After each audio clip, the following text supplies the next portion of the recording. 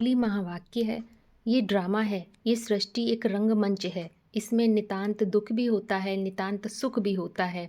अगर दुख का आगार नहीं होगा तो सुख का कोई मूल्य नहीं। अंधेरा नहीं होगा तो सोजरे को कोई पूछेगा ही नहीं। इस सृष्टि रूपी रंगमंच पर तुम बच्चे विराजमान हो, नाटककार के रूप में पात्र हो। साक्षी होकर के ईश्वरीय ज्ञान ले करके इस सृष्टि रूपी रंगमंच के नाटक को देखो और श्रेष्ठ पाठ बजाकर जन्म जन्मांतर की प्रारब्ध अभी इस एक जन्म में प्राप्त करो। जिज्ञासा पैदा होती है कि सृष्टि रूपी रंगमंच अथवा ड्रामा को कैसे समझें। जैसा कि नाम से ही साबित हो रहा है, ड्रामा अर्थात ऐसी माँ जो ड्रॉ करती है। ड्रॉ करना माने खींचना। गीता के अनुसार मन दो प्रकार की आंतरिक प्रकृति के आधार पर कार्य करता है। परा प्रकृति सार रूप प्रकृति, आत्मभाव वाली प्रकृति, और दूसरी है अपरा प्रकृति विस्तारवादी प्रकृति। सार को कहते हैं बीज, माना कि कॉन्सेप्ट। जैसे किसी कॉन्सेप्ट के आधार पर मशीनरी तैयार की जाती है, वो उसका विस्तार रूप है। ऐसे ही हर मन बुद्धि रूपी आत्मा एक बीज है। ये एक शाश्वत नियम है जो बात हर काल में सत्य साबित होती है। हर मन बुद्धि रूपी आत्मा इस अवधारणा को अलग अलग तरीके से स्वीकार करती है। जो जितनी सूक्ष्मता से स्वीकार करती है, उसके अंदर उस सार का विस्तार करने का मादा भी बढ़ जाता है। वो अपने लिए उतना ही श्रेष्ठ नक्शा अपने मानसिक स्तर पर अपनी दुनिया का खींच सकती है। अब अध्यात्म में स्थूल रूप से नक्शा खींचने की बात नहीं, मानसिक स्तर पर ही नक्शा खींचने की बात है।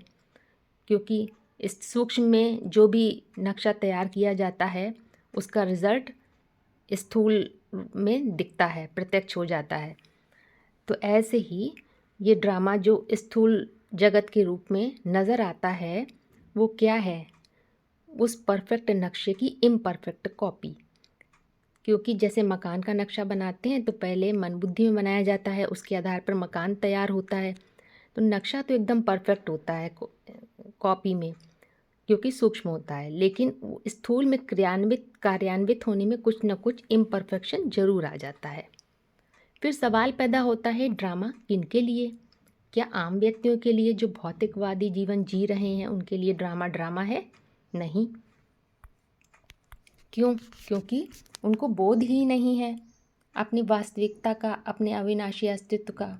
एक उदाहरण से समझ सकते हैं। जैसे कोई फिल्म में एक्टर्स पार्ट बजाते हैं तो उन एक्टर्स को अपनी ओरिजिनलिटी का, अपनी वास्तविकता का पता होता है। ये भी पता होता है इस फिल्म में मैं पार्ट बजाने की एक्टिंग मात्र कर रहा हूँ, तब वो फिल्म उनके लिए ड्रामा है। अगर एक्टर सिर्फ अपने पार्ट में ही इन्वॉल्व हो जाए, अपनी ओरिजिनलिटी को ही भूल जाए कि मैं हूँ कौन, तो उसके लिए ड्रामा नहीं हो सकता, क्योंकि वो अपने पार्ट में ही डूब गया, उस पार्ट के आधार पर लिए जाने वाले रसों में ही डूब गया, सुख दुख में ही डूब गया, अपने रोल में ही रोल हो गया, उसी को अपनी वास्तविकता समझ रहा है। तो फिर वो ड्रामा को एंजॉय नहीं कर सकता, खेल की तरह नहीं देख सकता है। भौतिक जगत में भी देखा जाता है कि मनोरंजन के लिए लोग फिल्म देखने, ड्रामा देखने जाते हैं और बड़े खुश होते हैं, क्योंकि जो दर्शक होते हैं वो पर्दे पर जो सीनरी चल रही है वो जानते हैं कि ये तो मात्र एक्टिंग है। यही बात आध्यात्म में भी है। तो ड्रामा उनके लिए ड्रामा है जो अपनी वास्तविकता को, अपने अंतिम सत्य को पहचान चुके हैं, अपने को मन बुद्धि रूपी आत्मा स्वीकार कर लिया है, माना कि ड्रामा से मानसिक स्तर के आधार पर बाहर हैं। तभी वो ड्रामा में होने वाली अपनी हर एक्ट को एंजॉय कर सकते हैं और अपने हार और जीत पर आनंदित हो सकते हैं। ड्रामा के साक्षी कैसे बन सकते हैं? हम मन बुद्धि रूपी आत्मा जो कि अविनाशी हैं, ये यूनिवर्सल सत्य है। ये नियम, इस बात को जब बुद्धि स्वीकार कर लेती है और इस पर केंद्रित हो जाती है, तब जैसे कि ड्रामा से बाहर आ जाते हैं, शूटिंग पीरियड में, माना संगम युग में आ जाते हैं। भौतिक दुनिया में भी होता है, कोई फिल्म 3 घंटे की बनती है लेकिन उसकी शूटिंग लंबे समय तक चलती है, बार बार टेक रीटेक होते रहते हैं। शूटिंग गुप्त होती है, पर्दे पर नहीं देख सकते। शूटिंग में बदलाव किए जा सकते हैं डायरेक्टर के मौजूदगी में, लेकिन पर्दे पर जो फिल्म बन गई, ड्रामा बन गया, उस पर कोई बदलाव नहीं हो सकता है। यही बात आध्यात्म में जो समझ गया वो ड्रामा से बाहर आ जाता है मानसिक स्तर पर। शरीर से भल ड्रामा के अंदर रहकर पार्ट बजाता है, किंतु उस पार्ट में इन्वॉल्व नहीं होता है। तब उस शूटिंग पीरियड में वो आत्मा अपना ड्रामा खुद बनाती है। कैसे? सत्य को केंद्र बनाकर जो भी परिधि पर विस्तार होता है वही रियल ड्रामा है। उस समय पाठ को धारण करने वाले होते हैं, पाठधारी कहलाते हैं। तो आत्मा का जब ज्ञान मिलता है तो मालूम पड़ता है हम तो मन बुद्धि की शक्ति हैं, जड़ देह मात्र नहीं, और बुद्धि सत्य पर केंद्रित हो जाती है, तब मानसिक स्तर पर पूरा ड्रामा ड्रॉ हो जाता है, पूरा नक्शा खिंच जाता है। फिर ब्रॉड ड्रामा शुरू होता है, लेकिन उस स्थूल ड्रामा में कोई फेरबदल अथवा बदलाव नहीं हो सकते हैं। इसीलिए मुरली में कहा जाता है इस सुख दुख के ड्रामा को जानना, समझना है और साक्षी होकर के देखना है।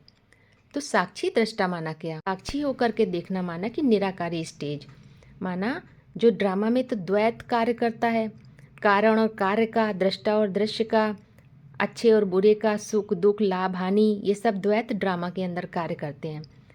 तो जैसे किसी फिल्म के अंदर हीरो भी होता है और विलन भी, ये द्वैत ही है।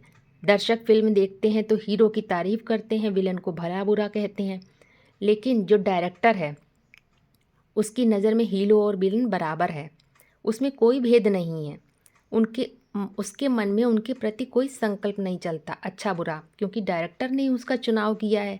अब यही बात आध्यात्म में समझने की है कि जब ड्रामा से बाहर आ जाते हैं अपने को आत्मा समझकर, तो जैसे शूटिंग पीरियड में आ जाते हैं और जितनी गहराई से समझते हैं तो ड्रामा से बाहर उतना ही गहराई से बाहर आ जाते हैं। संपन्न स्टेज में साक्षी दृष्टा जिसे कहा गया निराकारी स्टेज, उस स्टेज में मन बुद्धि रूपी आत्मा अपने द्वारा बजाए जाने वाले हर अच्छे बुरे पार्ट के साक्षी हो जाती है, माना उनसे प्रभावित नहीं होती है।